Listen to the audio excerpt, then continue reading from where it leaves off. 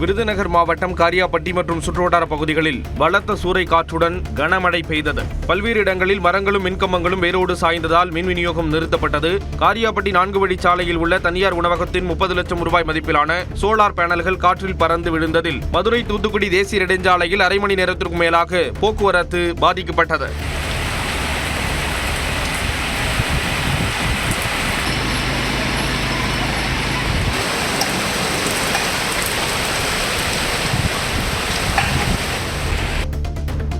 நாமக்கல்லில் நடைபெற்ற வாராந்திர பருத்தி ஏலத்தில் 900 மூட்டை பருத்தி மொத்தம் 28 லட்சம் ரூபாய்க்கு விற்பனையாகியுள்ளது. நாமக்கல் வேளாண்மை உற்பத்தியாளர்கள் கூட்டுறவு விற்பனை சங்க வளாகத்தில் நடைபெற்ற இந்த ஏலத்தில் 900 மூட்டைகள் மொத்தம் 28 லட்சம் ரூபாய்க்கு விற்பனை செய்யப்பட்டன.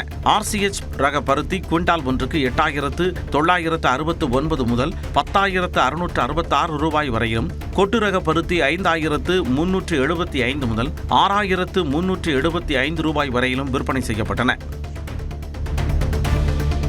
நாமக்கல் மாவட்டம் ராசிபுரம் அருகே சிங்களாந்தபுரம் பகுதியில் விறகு அடுப்பில் இருந்து பறந்த தீப்பொறிப்பட்டு கூரை வீடு ஒன்று முற்றிலும் எரிந்தது சோகத்தை ஏற்படுத்தியது. நடேசன் வனிதா தம்பதியினர் கூலி வேலைக்கு சென்றிருந்த நேரத்தில் வீட்டின் அருகே எரிந்த விறகு அடுப்பின் தீப்பொறி பனை ஓலை கூரையில் பற்றி படர்ந்தது. தீயணைப்பு வீரர்கள் விரைந்து சென்று தீயை அணைப்பதற்குள் வீடு மற்றும் உள்ளே இருந்த நெல் மூட்டைகள், வீட்டு உபயோகப் பொருட்கள் அனைத்தும் தீயில் கருகி சாம்பலாகின. சேலம் மாவட்டம் ஆத்தூர் அருகே 70 அடி ஆழமுள்ள விவசாய கிணற்றில் தவறி விழுந்த மயில் ஒன்றை தீயணைப்பு வீரர்கள் பாதுகாப்பாக மீட்டனர். கல்வராயன் மலை வனப்பகுதியிலிருந்து இறை தேடி தெற்காடு பகுதிக்கு வந்த மயில் மணிகண்டன் என்பவருடைய தோட்டத்து கிணற்றில் விழுந்து தவித்தது. சம்பவ இடத்திற்கு விரைந்து வந்த தீயணைப்பு வீரர்கள் கயிறு கட்டி கிணற்றில் இறங்கி மயிலை உயிருடன் மீட்டனர். பிறகு அந்த மயில் பாதுகாப்பாக வனத்துறையினரிடம் ஒப்படைக்கப்பட்டது.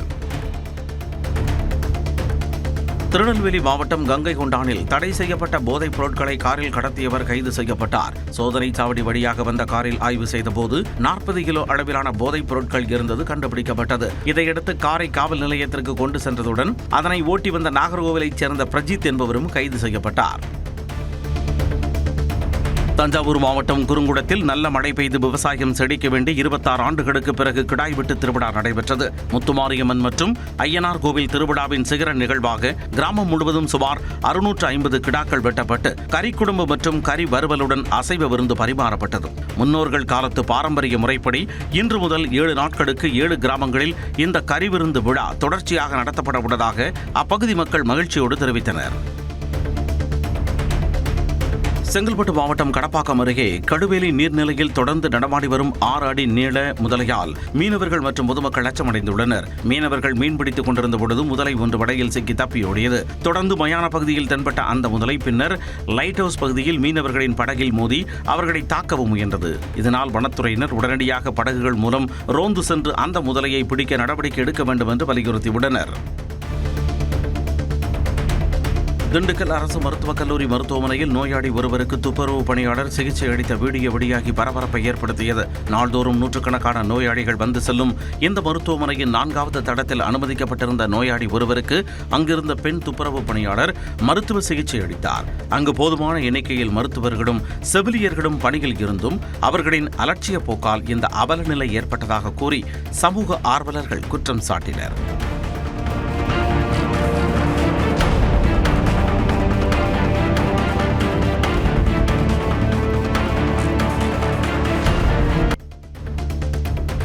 சென்னை மாதவரத்தில் கடத்தப்பட்ட 21 கிலோ கஞ்சாவை காவல்துறையினர் பறிமுதல் செய்தனர். சாஸ்திரி நகர் அருகே சந்தேகப்படும்படி நின்றிருந்த 2 சிறுவர்களை மடக்கி சோதித்த போது 1/2 கிலோ கஞ்சா சிக்கியது. விசாரணையில் கஞ்சா வியாபாரிகளான ராமமூர்த்தி மற்றும் கதிர்வேல் ஆகியோரின் கடையிலிருந்து மேலும் 21 கிலோ கஞ்சா பறிமுதல் செய்யப்பட்டது.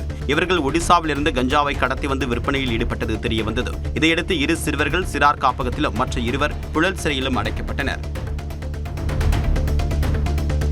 ஆன்லைன் விளம்பரத்தை பார்த்துவிட்டு எலக்ட்ரானிக் பொருட்கள் வாங்கச் சென்ற கும்பகோணம் இளைஞரை தாக்கி பணம் மற்றும் செல்போனை பறித்த 3 பேரை காவல்துறையினர் கைது செய்தனர். விக்கிரவாண்டி பைபாஸ் அருகே குடோன் இருப்பதாக கூறி அங்கு வரவழைக்கப்பட்ட இளைஞரை காட்டுப்பகுதிக்கு அழைத்து சென்ற அந்த கும்பல் அவரை கடுமையாக தாக்கியது. மேலும் அவருடைய வங்கி பணத்தை ஜிபே மூலமாக மாற்றிக்கொண்டு செல்போனையும் பறித்து சென்றது. புகாரின் அடிப்படையில் அஜய், அன்பரசு, இசக்கி பாண்டி மற்றும் முத்து விக்னேஷ் ஆகிய 3வரையும் கைது செய்து சிறையில் அடைத்தனர். கொடைக்கானல் பிரெயின் பூங்காவில் 63வது மலர் கண்காட்சியை சுற்றுலா பயணிகள் திரளாக கூடி கண்டு ரசித்தனர். காலை வேளையில் வெப்பம் நிலவிய சூழலில் மாலையில் பெய்த லேசான மழையால் மலைப்பகுதியில் குளுமையான காலநிலை நிலவியது. இதனைத் தொடர்ந்து பூங்காவில் குவிந்த சுற்றுலா பயணிகள் சுமார் 1 லட்சம் மலர்களை கொண்டு வடிவமைக்கப்பட்டிருந்த உருவங்களை ஆர்வத்துடன் கண்டு ரசித்து செல்ஃபி எடுத்து மகிழ்ந்தனர்.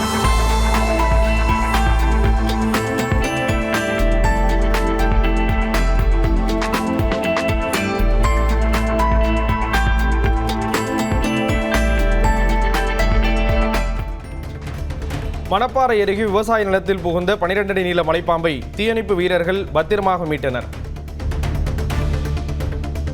திருச்சி மாவட்டம் மணப்பாறை அருகே விவசாய வயலில் புகுந்த 12 அடி நீள மலைப்பாம்பை தீயணைப்பு வீரர்கள் பத்திரமாக மீட்டனர். சின்ன கோணார்பட்டி பகுதியில் ராமசாமி என்பவரது வயலில் நெல் அறுவடை பணி நடந்து கொண்டிருந்த பொழுது இரையை விழுங்கிய நிலையில் பிரம்மாண்ட மலைப்பாம்பு கிடந்ததை கண்டு பணியாளர்கள் அதிர்ச்சியடைந்தனர். தீயணைப்பு மீட்புத்துறை வீரர்கள் நீண்ட போராட்டத்திற்கு பிறகு பாம்பை லாவகமாக பிடித்த நிலையில் அடர்ந்த காப்புக்காட்டு பகுதியில் விடப்பட்டது. பொள்ளாச்சி அருகே ஆனைமலை மாசாணியம்மன் கோவிலில் இந்த மாதத்திற்கான உண்டியல் காணிக்கை மூலம் 61,65,504 ரூபாய் வசூலாகியுள்ளது. கோவில் வளாகத்தில் உள்ள நிரந்தர மற்றும் தட்டு காணிக்கை உண்டியல்கள் அதிகாரிகள் முன்னிலையில் திறந்து எண்ணப்பட்டன. இதில் ரொக்கப்பணத்துடன் பக்தர்கள் நேர்த்திக் கடன்களாக செலுத்திய 47 கிராம் தங்கம் மற்றும் 201 கிராம் வெள்ளியும் கிடைக்கப்பெற்றுள்ளதாக கோவில் நிர்வாகம் தெரிவித்துள்ளது. தஞ்சாவூர் மாவட்டம் சுவாமிமலை அருகே உரிய அனுமதியின்றி வெடிபொருட்கள் தயாரித்த குற்றத்திற்காக பெண் உட்பட 4 பேரை காவல்துறையினர் கைது செய்தனர். மணப்படையூர் கிராமத்தில் ஒரு வீட்டில் நடத்தப்பட்ட சோதனையில் அங்கு பதுக்கி வைக்கப்பட்டிருந்த சட்டவிரோத வெடிமருந்து பொருட்களை காவலர்கள் பறிமுதல் செய்தனர். சட்டவிரோதமாக வெடி தயாரிப்பில் ஈடுபட்ட அருள் டேவிட், அருள் செல்வம், மணிகண்டன் மற்றும் சசிமேரி ஆகிய 4 பேரை கைது செய்தனர். சிவகங்கை மாவட்டம் சிங்கமுனரி மற்றும் அதன் சுற்றுவட்டார பகுதிகளில் பெய்த மழையால் வெப்பம் தணிந்து குளிர்ச்சியான சூழல் நிலவியது. கடந்த சில நாட்களாக வெயில் வாட்டி வதைத்ததால் அப்பகுதி பொதுமக்கள் கடும் அவதிக்குள்ளாகியிருந்தனர். இந்நிலையில் மாலை நேரத்தில் சிங்கமுனரி, காடாப்பூர், எஸ்பி மங்கலம், மருதிப்பட்டி உள்ளிட்ட பல்வேறு இடங்களில் சுமார் அரை மணி நேரத்திற்கு மேலாக மழை பெய்தது.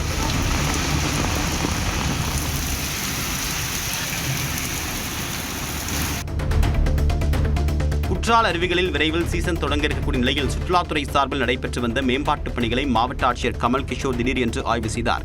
இந்த ஆண்டு தென்மேற்கு பருவமழை முன்கூட்டியே தொடங்கக்கூடும் என்பதால் அதற்குள் அனைத்து உட்கட்டமைப்பு பணிகளையும் விரைந்து முடிக்குமாறு அதிகாரிகளுக்கு அவர் உத்தரவிட்டார்.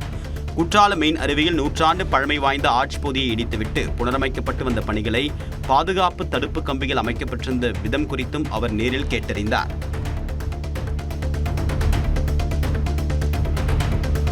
செங்கல்பட்டு சட்டமன்ற தேர்தலில் போட்டியிட்டு தோல்வியடைந்த நிலையிலும் அரசு மறுவாழ்வு இல்ல முதியவர்களுக்கு அளித்த வாக்குறுதியை நிறைவேற்றிய திமுக வேட்பாளர் MKD கார்த்திக் தண்டபாணியின் செயல் நிகழ்ச்சியை ஏற்படுத்தியுள்ளது. இத்தேர்தலில் தமிழக வெற்றிக் கழக வேட்பாளர் வெற்றி பெற்ற போதிலும் கார்த்திக் தண்டபாணி தனது சொந்த செலவில் 65 அங்குல பிரம்மாண்ட LED ஸ்மார்ட் டிவியை மறுவாழ்வு இல்லத்திற்கு நேரில் சென்று வழங்கினார்.